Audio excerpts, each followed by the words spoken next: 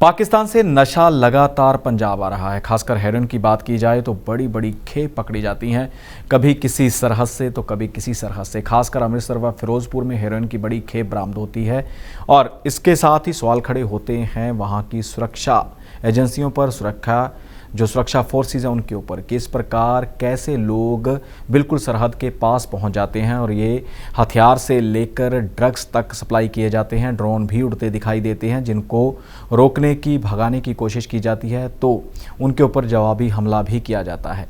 तो इसी के चलते अब गुजरात में एक पाकिस्तानी नाव पकड़ी गई है। इस नाव में 40 किलोग्राम हेरोइन थी जिसकी कुल मिलाकर कीमत 200 करोड़ रुपए बनती है और इसके तार पंजाब के साथ जुड़ गए हैं। और वो भी हैरानी वाली बात है कि जुड़े भी हैं जेल के साथ। कपूरथला की जेल में कोई नाइजीरियन व्यक्ति बंद बताया जाता है, उसने कहते हैं कि ये खेप मंगवाई थी, लेकिन खेप पंजाब पहुंचने से पहले ही गुजरात में बंदरगाह के ऊपर पकड़ी गई।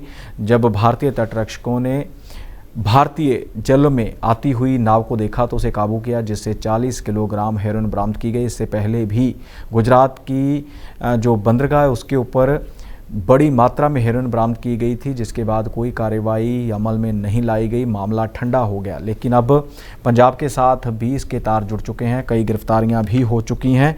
और आपको बताते हैं कि पटियाला से कपूरथला की जेल में एक नाइजीरियन को शिफ्ट किया गया था, जिसके ऊपर ये इल्ज़ाम लगे हैं कि उसी ने ही 200 करोड़ रुपए की एक खेप पाकिस्तान से मंगवाई है।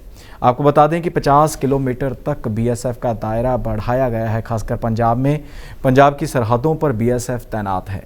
जितनी भी सरहदें हैं पाकिस्तान के साथ लगती हैं उन पर बीएसएफ तैनात है और उसका दायरा 50 किलोमीटर तक किया गया था। लेकिन फिर भी ऐसी हरकतों से पाकिस्तान बाज नहीं आता।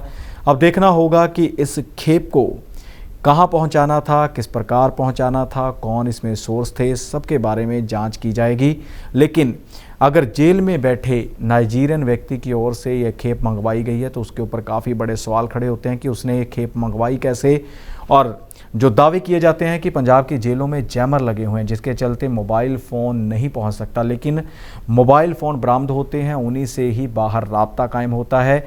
और बड़े सवाल वहाँ की सुरक्षा के ऊपर भी उठते हैं कि पुलिसकर्मी खुद मोबाइल फ़ोन पहुंचाते हैं या फिर उनसे पैसे लिए जाते हैं। कैदियों से मोबाइल फ़ोन देने के बड़े सवाल हैं जिनका जो है शमन होना चाहिए, जिनका पता सच है, जो लगना चाहिए कि किस प्रकार से जेलों के अंदर मोबाइल व नशा पहुंचता है। और कुछ दिन पहले ही जब जेल के कैदियों की रिपोर्ट्स करवाई गई थी, उनका डोप टेस्ट करवाया गया था तो काफ़ी फीसदी कैदी नशे के आदी पाए गए थे। और तब भी बड़े सवाल खड़े हुए थे कि जेलों में बंद कैदियों तक नशा पहुँचाता कौन है। और कई पुलिस अधिकारी व कर्मचारी भी इस मामले में सस्पेंड हो चुके हैं। कईयों को हिरासत में लिया गया है जो नशा सप्लाई करने का काम करते थे। अब देखना होगा कि इस 40 किलोग्राम हेरोइन के पीछे किसका हाथ है, पाकिस्तान से किसने भेजी और किस तरह ये भारत पहुंची।